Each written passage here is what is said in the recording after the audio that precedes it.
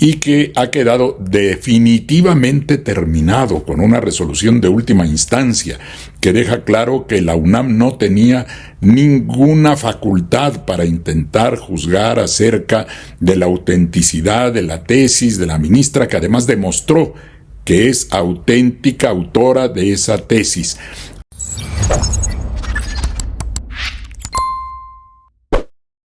Un saludo para los pregoneros, con todo mi corazón.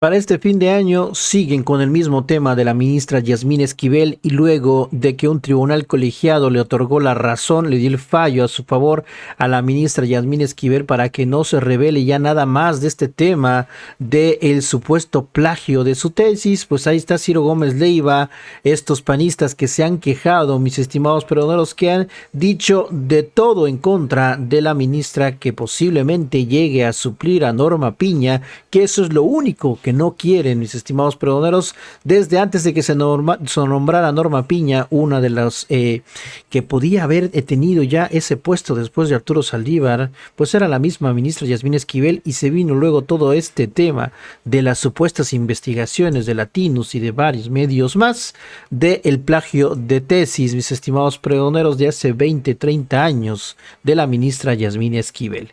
Vea nada más cómo este mismo abogado Eduardo Andrade pone en su lugar a Ciro y a todos estos que siguen con el mismo tema en contra de la ministra Yasmín Esquivel, hablando de que ella venció la injusticia y que nunca se plagió su tesis, y que todo en en este calendario, en esta cronología de hechos, siempre tuvo la razón Yasmín Esquivel, ministra de la Corte. Vamos a escucharlo, así pone en su lugar a todos estos fachos el abogado Eduardo Andrade.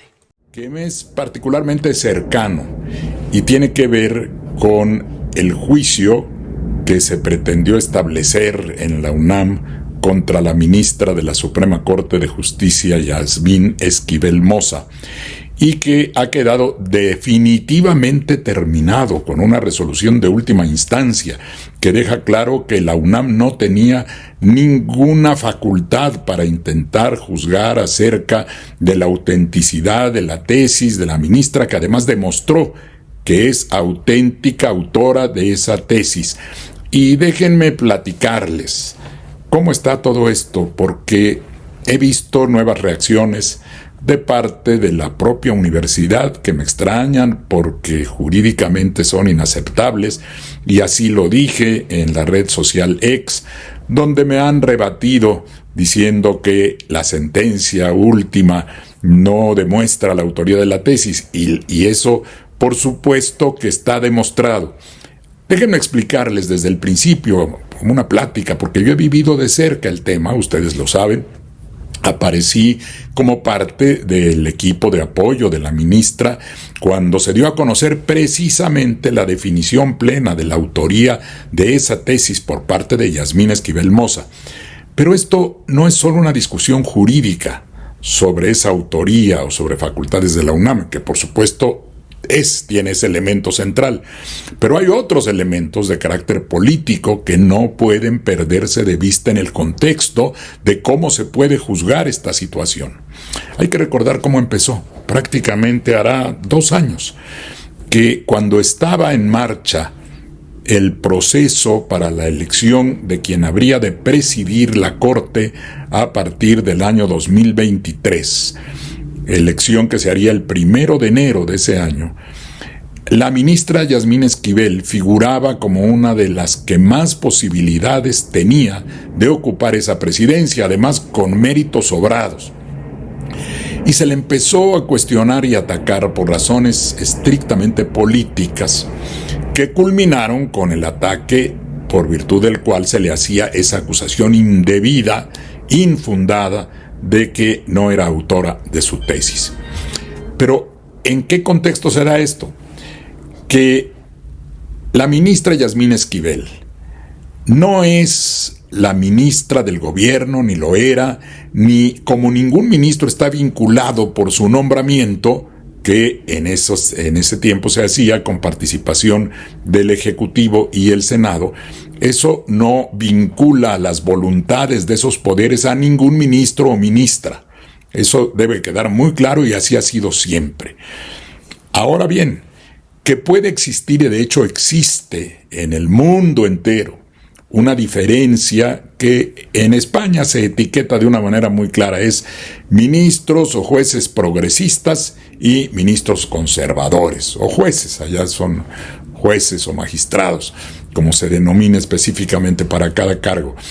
Y esa diferencia consiste en que un abogado, un juzgador progresista, está a favor de causas libertarias, populares, de carácter social, siempre dentro del marco del derecho, que da márgenes para poder interpretar.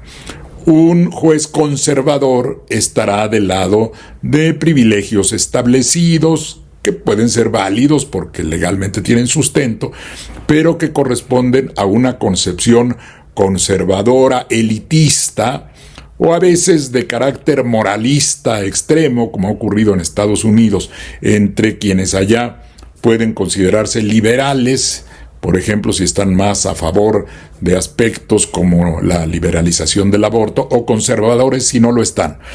Entonces, sí existen distintas formas, y lo he explicado en otras emisiones como esta, de concebir la aplicación del derecho. Y definitivamente la ministra Yasmín es una ministra nacionalista. Esa es otra diferencia también, aquí lo he explicado en México. Juzgadores comprometidos con los criterios nacionalistas fundamentales para la interpretación de la Constitución y de las leyes, u otros que piensan que los criterios internacionales deben prevalecer sobre la manera que decidamos en nuestro país. Hay teorías que sustentan las dos cuestiones. Bueno, la ministra Esquivel se ha mostrado una ministra nacionalista con un sentido de aplicación popular y social del derecho, siempre aplicándolo de acuerdo a lo que señalan la Constitución y las leyes sobre las cuales debe resolver. Esa inclinación, perfectamente justificada, le traía una gran oposición de los sectores conservadores del país, de todo el esquema neoliberal, que es una manera también de ver el derecho y que no necesariamente está avalada o no está avalada por la visión que tiene la ministra. Por eso le atacaban y por eso buscan en que llegara a un punto que le cause un daño político para que no llegara a la presidencia de la Corte. Ese daño era la acusación de que efectivamente existían dos tesis de gran similitud, y un señor de cuyo nombre no quiero acordarme publica esto el día 21 de diciembre, por eso decía yo que prácticamente hace 2 años. Y qué casualidad, se da justo 10 días antes de que se tuviera que tomar la decisión en la Corte. Y estando de vacaciones la UNAM, de pronto se convoca a un comité de ética que no tenía facultades en la Facultad de Estudios Superiores Aragón, donde había realizado sus estudios cuando era ENEP todavía, la actual ministra Yasmín Esquivel. Y en plenas vacaciones se convoca a un grupo que no tenía ninguna facultad para pronunciarse sobre ese tema, y de inmediato se hace pública la presunción de que existía esa copia indebida. Desde ahí se observa el propósito deliberado de dañar a la ministra para evitar que llegara a la presidencia de la Corte. Y luego, poco tiempo después, el propio rector de la universidad difunde un comunicado en el que se da prácticamente por hecho que había esa irregularidad cometida por la entonces alumna Esquivel. Facultad que no tenía el rector para pronunciarse, no era en todo caso ninguna autoridad en el sentido universitario que pudiera definir desde ahí si ya existía, aún antes de haber abierto ningún procedimiento, si existía algún tipo de responsabilidad. se convoca un comité de ética universitaria constituido mucho tiempo después de que habían ocurrido los hechos que se pretendían imputar a la ministra para juzgar sobre la acusación que hace el propio rector, con lo cual quedaba de manifiesto la parcialidad de un procedimiento que empezaba viciado desde su origen porque había un prejuicio ya en contra de la ministra, prejuicio que se explicaba por las razones políticas que ya señalé. Y en ese contexto se pretende citar a la ministra como si se tratara de un juicio que no tenía ninguna facultad para llevar adelante ese comité de ética. Desde los primeros días, en los finales de diciembre, yo publiqué un artículo. Yo fui abogado general de la UNAM y lo fui justo en la época en que se desarrolló esta disputa respecto de la tesis de la ministra, que fue alrededor de los años 85, 86, 87, periodo en el cual tuve a mi cargo la abogacía general de la UNAM. Conocía plenamente la legislación entonces y la conozco ahora. Y cuando publiqué el artículo señalaba que no existía ninguna norma que permitiera llevar adelante un procedimiento de esta naturaleza y que no había ningún procedimiento universitario que pudiera poner en tela de juicio los acontecimientos avalados por la propia UNAM, que era haber validado la tesis y el examen profesional que había ocurrido más de 30 años antes. El abogado general de la universidad en esos mismos días, finales de diciembre, principios de enero de 2023, emite un oficio a petición del rector de ese entonces, el doctor Graue, emite un oficio en el que señala la interpretación que tendría que aplicarse respecto de si era posible o no efectuar ese procedimiento. Y dice con toda claridad lo mismo que yo había dicho, y no porque lo hubiera dicho yo, sino porque es lo que dice la legislación universitaria. Dice exactamente lo mismo. No existía normatividad aplicable, no hay procedimiento que se pudiera implementar a partir del conocimiento de las imputaciones no probadas que se hacían en contra de la ministra, ni había ningún órgano facultado para desarrollar una acción de esa naturaleza. Lo dice claramente el abogado general de ese tiempo. Y el rector, en vez de atender a esa decisión que le haya mostrado el abogado general, decide quitar al abogado. ¿Y por qué tenía tanta importancia y tanta fuerza esta decisión, esta resolución? Porque tiene un carácter prácticamente resolutivo lo que señala el abogado general de la universidad, precisamente por la facultad de que dispone ese órgano universitario de realizar la interpretación auténtica de la legislación universitaria. Yo pasé por ahí. Es una especie, permítanme compararlo, tomando las proporciones, de la función de establecimiento de jurisprudencia que se hace en el ámbito externo. En la universidad, miren, aquí se los muestro para que vean que ahí está. Hay hasta publicaciones de libros que dicen claramente interpretación de la legislación de la Universidad Nacional Autónoma de México, 1973. Esta referencia es de los años y así se ha publicado sucesivamente. ¿Por qué? Como se explica en el propio libro, porque el abogado general tiene esa facultad que le da fuerza a las interpretaciones de la legislación universitaria. Y se hace como de manera muy similar a la forma como se establece una jurisprudencia, mediante un rubro. Aquí vemos cargo público de importancia. Cuando la legislación universitaria dice o usa la expresión cargo público de importancia, ¿qué quiere decir eso? Pues quiere decir lo que el abogado general establece como interpretación de lo que quiere decir.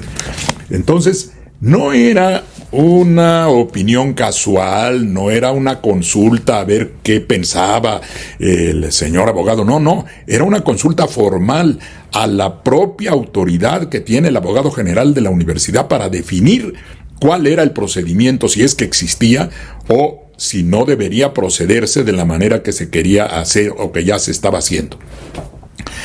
Y viene otra señal de la carga política, de la intención política de todo este proceso, que es la de quitar ese abogado general para poner a otro que opinara lo contrario no solo del abogado inicial, sino lo contrario de lo que dice la legislación. Que eso debería ser materia de alguna exigencia mínima de responsabilidad, ¿no? Pero el caso es que se continúa el proceso a unas sabiendas de que no había elementos para ello.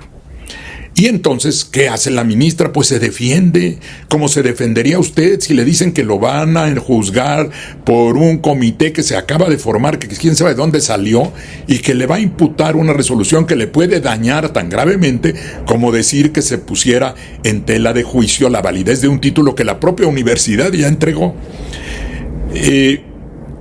Se critica a la ministra que por qué se defendió. Pues se defendió como cualquier ciudadano que se defiende cuando se trata de emitir una resolución que le va a dañar, y pide una medida cautelar jurídicamente procedente, que es la de decir no debe llevarse adelante ese procedimiento ni emitirse ningún tipo de resolución o de opinión o de análisis que pueda causar un daño a la situación jurídica de la ministra Esquivel.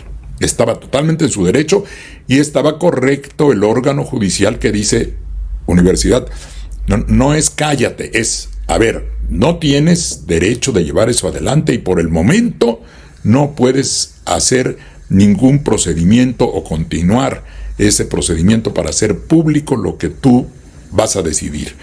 Y claro, todo el mundo sabía en el ámbito político que era lo que iba a decidir el Comité de Ética, por Dios, y desde un principio venía ya señalada la consigna de dañar a la ministra. La ministra toma una decisión jurídica por ese lado, es decir, a ver, eso no procede y deténganlo. Y por otro lado, va al juicio civil, que es el que existe en nuestra legislación para determinar la autoría de alguna obra. El tema de autoría de una obra no es un tema académico sobre el cual meramente pueda opinar un órgano de la academia. No, es un asunto jurídico básico. Es a quién corresponde el derecho de la autoría. Y los derechos se determinan por los tribunales, no por órganos académicos internos de la universidad. Por eso la ministra va a un tribunal y lleva todas las pruebas que sustentaron la autenticidad de su tesis, que se han puesto en duda, que se quieren ahora incluso sacar elucubraciones y suposiciones de que si por qué se dio la circunstancia de que el otro estudiante que usó el texto aceptó que sí lo usó. Bueno, pues porque lo usó y así lo aceptó incluso válidamente frente a un notario. Me regreso un poquito en la historia para que se vea por qué razón era muy claramente, como se estableció en el juicio, autora de la tesis la actual ministra Yasmín Esquivel. Quedó demostrado, y cada cosa que estoy diciendo está documentada, y la recuerdo muy claramente de esa conferencia de prensa en la que participé.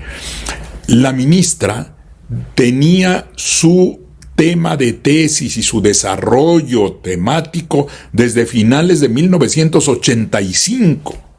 ¿Y por qué escoge el tema que escogió, que tenía que ver con la imposibilidad o el carácter indebido de sindicalizar a personas que son trabajadoras de confianza?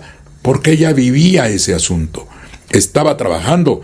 Además, una chica siempre esforzada, con necesidad de llevar a trabajo, de poder conseguir no solo una educación de alto nivel, sino la necesidad de cubrir las necesidades, para valga la repetición, para obtener un ingreso. Entonces, en ese trabajo que desarrollaba, la incorporan a un sindicato que era un sindicato que no debía existir, de trabajadores de confianza. Ese es su tema. Y existe, y en el juicio se entregó la credencial que demuestra cómo estaba trabajando en esa institución bancaria justo en esa etapa. Todo eso está probado en una línea de tiempo. ¿Qué ocurrió después?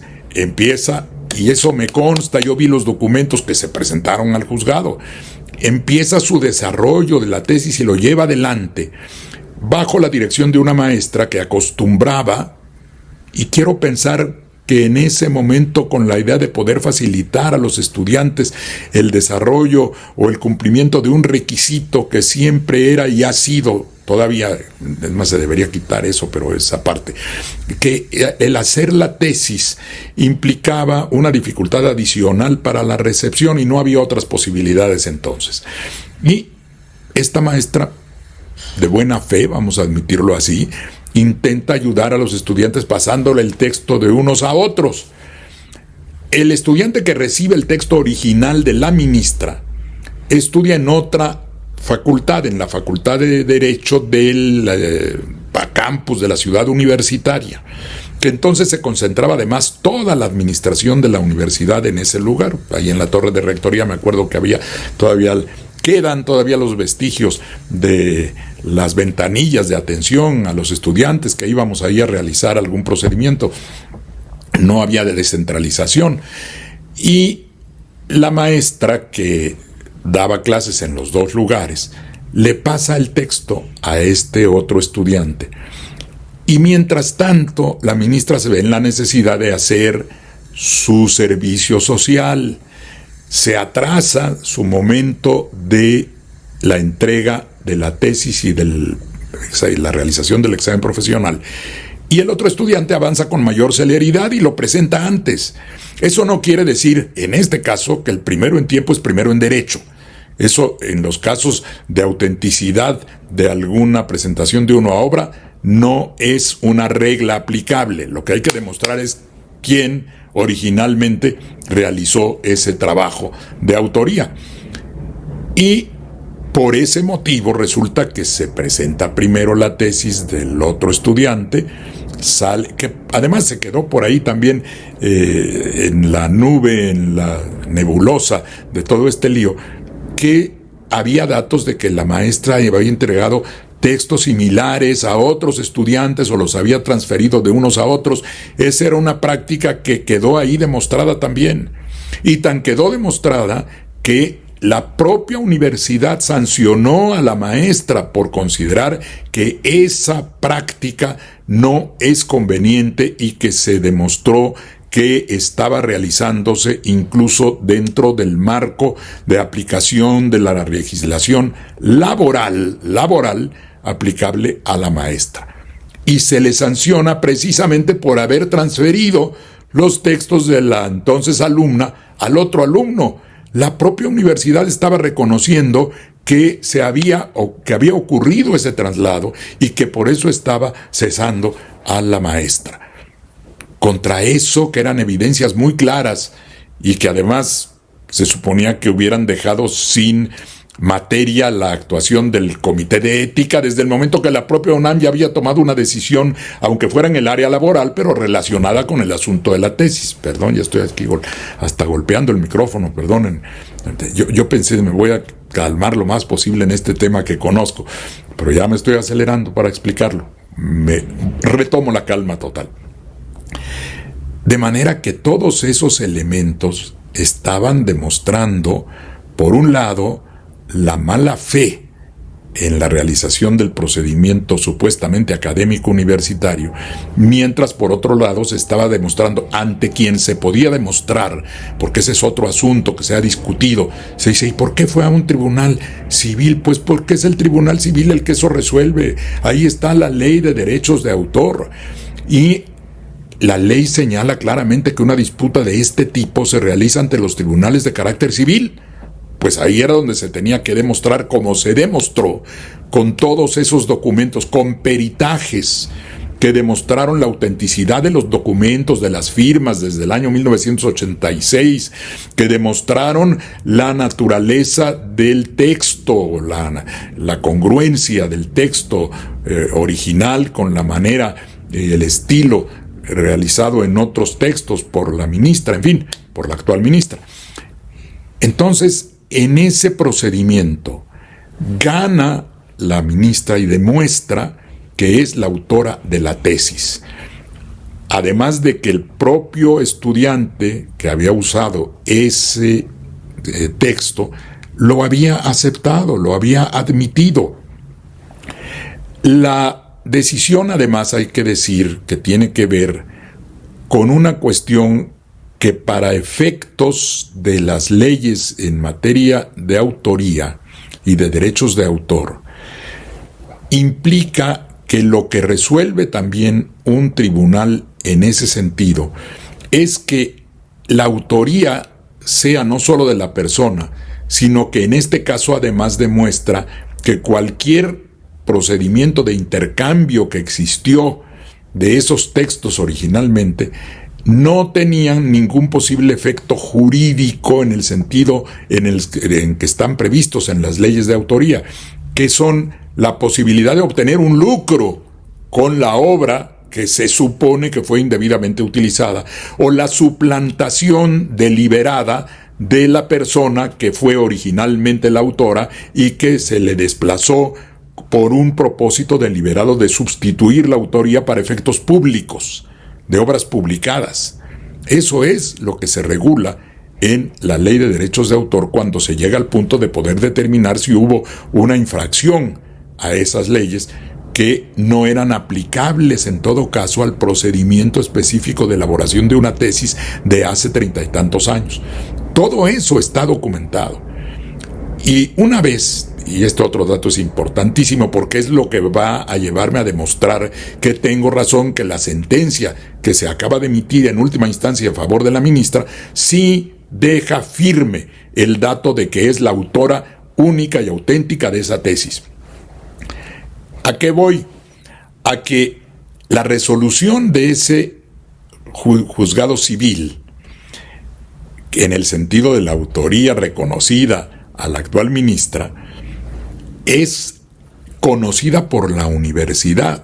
Se le hace saber desde el momento que en el procedimiento que estaba llevando indebidamente contra Yasmín Esquivel, se presenta ese dato como una prueba más por parte de los abogados de la ministra de la autenticidad del contenido original de ese texto en disputa.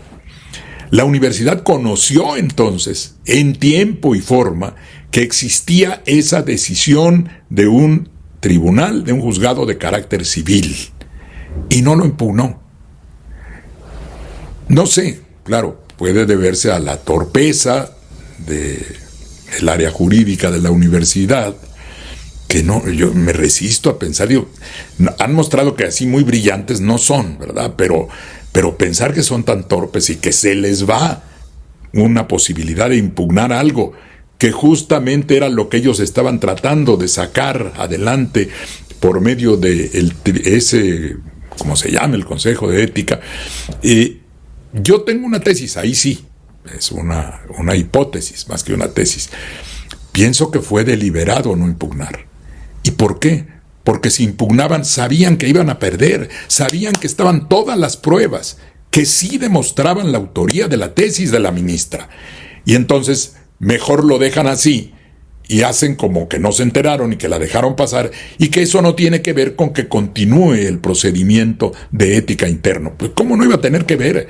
Si cualquier resultado que diera a conocer ese comité de ética, contrario a lo que ya se había establecido firmemente en el área jurídica, no tenía otro propósito más que del lesionar en el ámbito público a la ministra, porque no tenía ninguna fuerza jurídica, porque ese comité de ética no tiene facultades de ningún tipo, ni las tuvo nunca para juzgar el pasado, ni para definir la autoría jurídica de un documento. Y eso lo sabían en la universidad.